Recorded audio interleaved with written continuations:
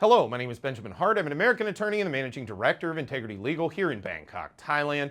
As the title of this video suggests, we're discussing tax, and unfortunately, tax is it's one of these things that I don't know. It's like immigration used to be. I remember before I had this channel, Thai Visa was the Thai Visa Forum was especially known for this, although there were other forums and places people sort of went and congregated talking about immigration stuff.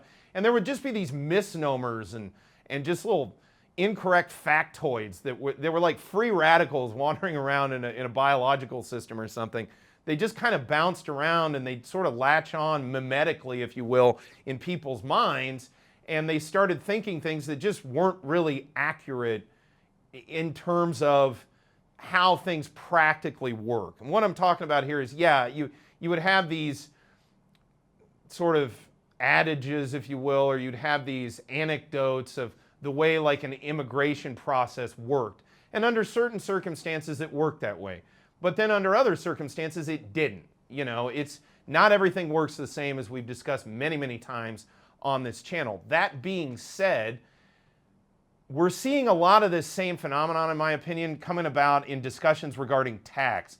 I often see it where lay people will take one aspect of the way, for example, Thai tax code could be applied, and they sort of stretch it out and balloon it into, sort of a fact pattern scenario that's really not in line with the way the reality is going to operate. That said, I thought of making this video after reading a recent comment on our channel, quoting directly, if the new tax law actually starts where expats pay as much as 34% on money transferred into Thailand, the expats should get the 30 baht government hospital scheme like a Thai citizen gets at a minimum. Well, as I've discussed in many other videos, you're either a Thai citizen or you're not, and certain privileges and immunities of being Thai citizen accrue to Thai citizens, and they just don't accrue to foreigners. So I don't know where people get it in their head that there's this sort of trade-off that doesn't really exist. Meanwhile, going back to this though, if the new tax law actually starts, what new tax law?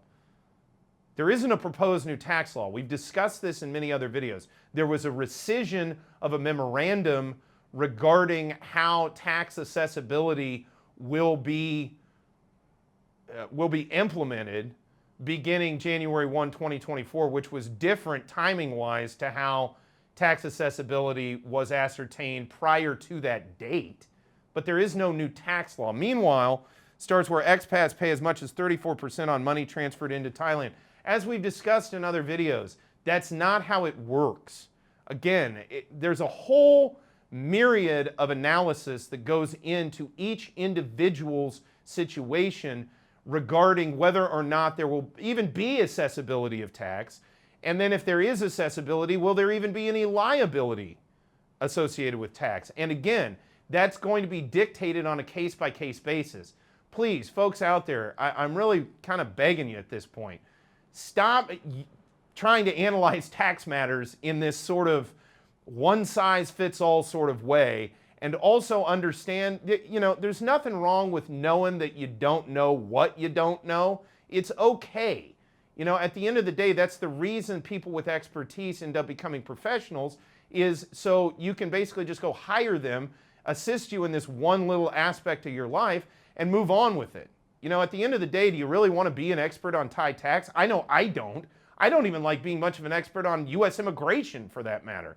But at the end of the day, it's what I've sort of done all these years, and it's what we know. Here in our office, we have tax lawyers, we have accountants. That's what they do. Again, your tax accessibility and your tax liability is going to be dictated by the facts in the given case, and they're going to be assessed on a case-by-case basis. Making these one-size-fits-all claims doesn't really help anyone, and in fact, if anything, it further obfuscates an already rather nettlesome situation.